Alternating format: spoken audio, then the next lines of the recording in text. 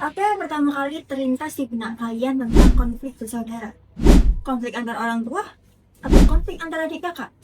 No, konflik kali ini jauh lebih berat, yaitu tepatnya di Republik Demokratis of Kongo yang berada di Afrika. Selamat datang di perbincangan santai kita ke Jalan Malam.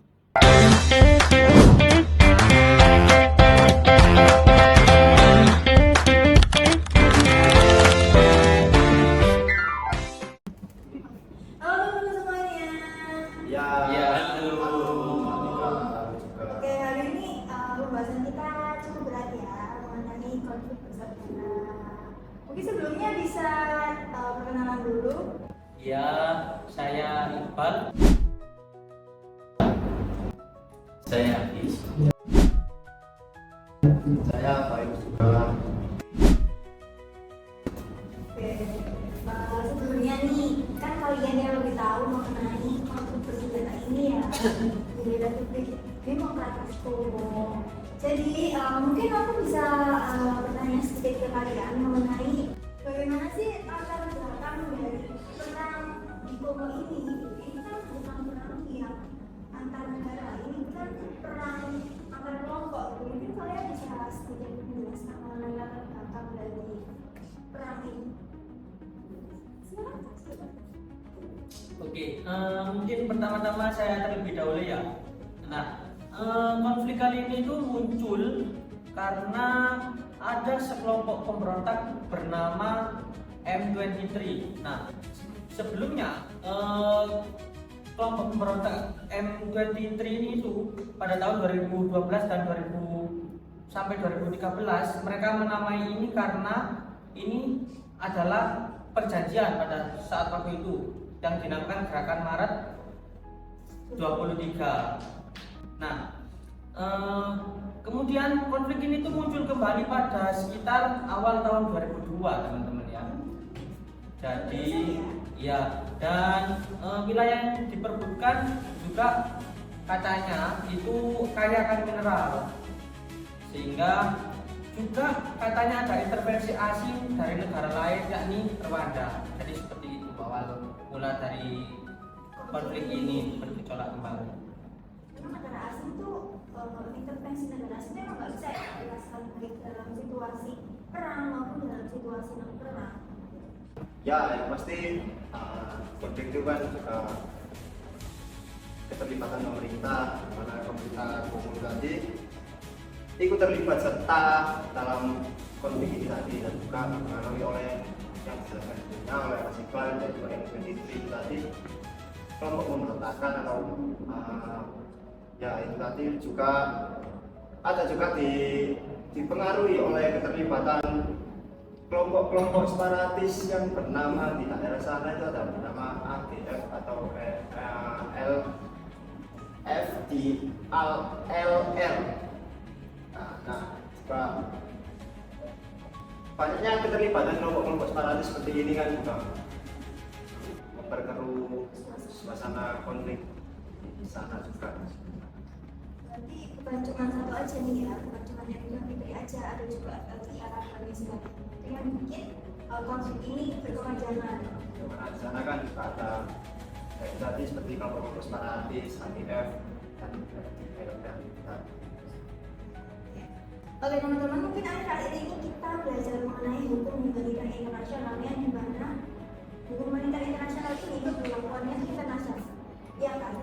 Dan ruang lingkupnya tuh ada banyak gitu. Ada mengenai korban, ada mengenai perang, mekanisme internasional perang, juga perlindungan korban yang terkait gitu. Dan menurut kalian nih, kalau dalam sisi hukum humaniter internasional ada nggak sih pelanggaran yang terjadi atau yang sudah terjadi dalam konflik di Kongo ini? Untuk pelanggarannya ini ada berapa yang bisa dianggap pelanggaran serius. Contoh sepertinya itu serangan terhadap rakyat sipil, kemudian pemerkosaan besar, penggunaan larangan, kemudian serangan terhadap fasilitas manusia dan penjarahan sumber daya. Nah, semua ini masuk pelanggaran serius yang masuk dari konvensi Jenewa dan protokol tambahan. Oke ya, kalau dalam humanitarian internasional tuh kita tuh udah punya apa ya teman-teman, kayak buku tertulis sendiri atau undang-undang tertulis sendiri yang dimana itu tuh ada beberapa macam ya, sama duanya tuh ada konvensi Jenewa dan juga konvensi Denmark, ada juga protokol tambahan ya kan.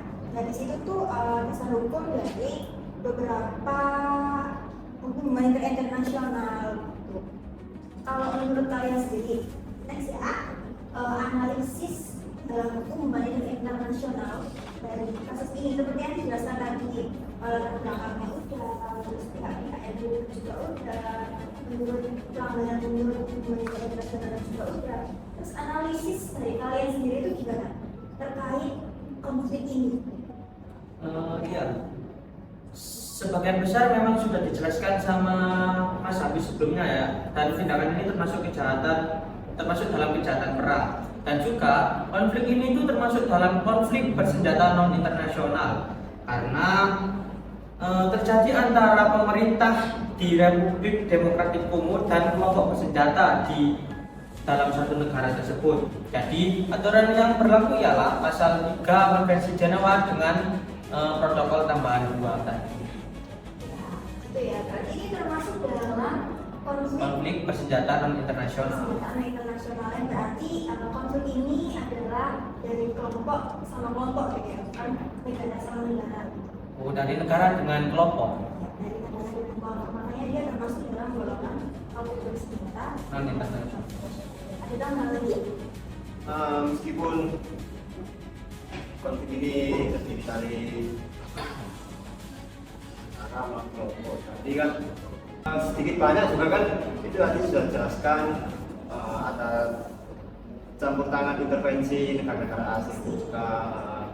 Kasus ini bisa dikategorikan juga sebagai kasus yang bisa diinternasionalisasikan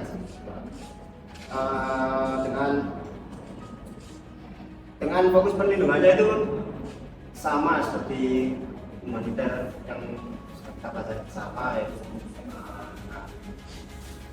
proporsionalitas, lalu perlindungan warga sipil, distingsi dan kehati-hatian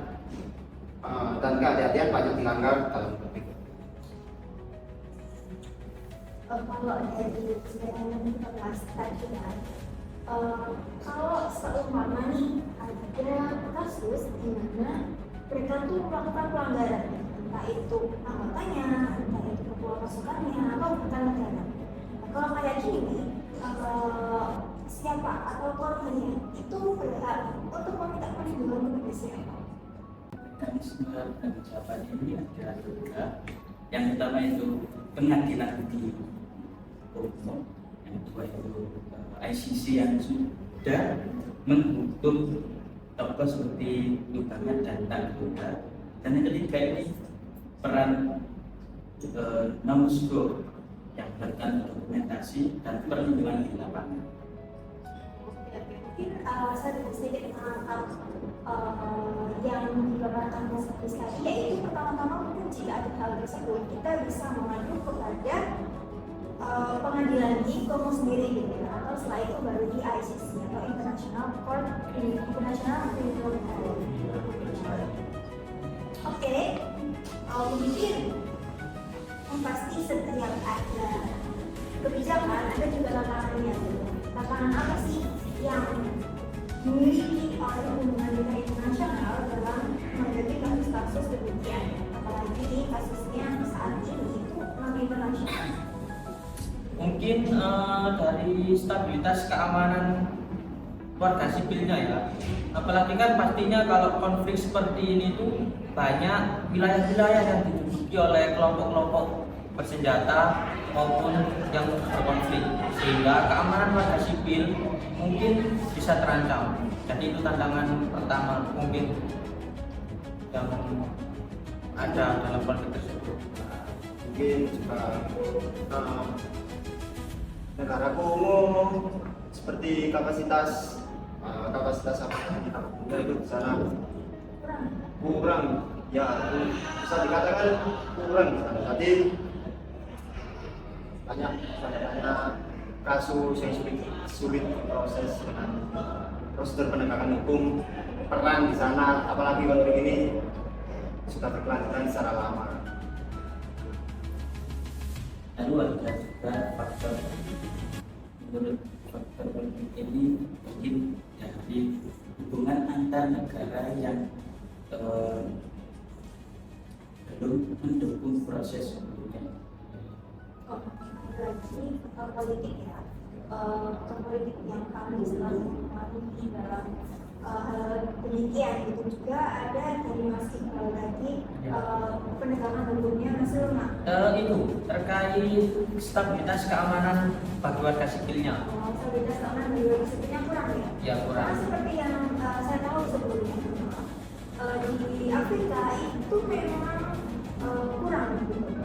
Entah itu masyarakatnya hal-hal pokoknya itu kayak mahal dan sulit dijangkau gitu. Mungkin karena hal-hal ini juga mempengaruhi itu tadi. Dan untuk dari Mas Virus itu aparatnya yang kurang nih, kurang, jadi akhirnya proses-prosesnya ini terhambat. Oke, sampai saja perjumpaan kita pada obrolan kali ini. Terima kasih semuanya. Ya, terima kasih Mbak Sampai Ika. ketemu di lain obrolan. Oke. Terima kasih.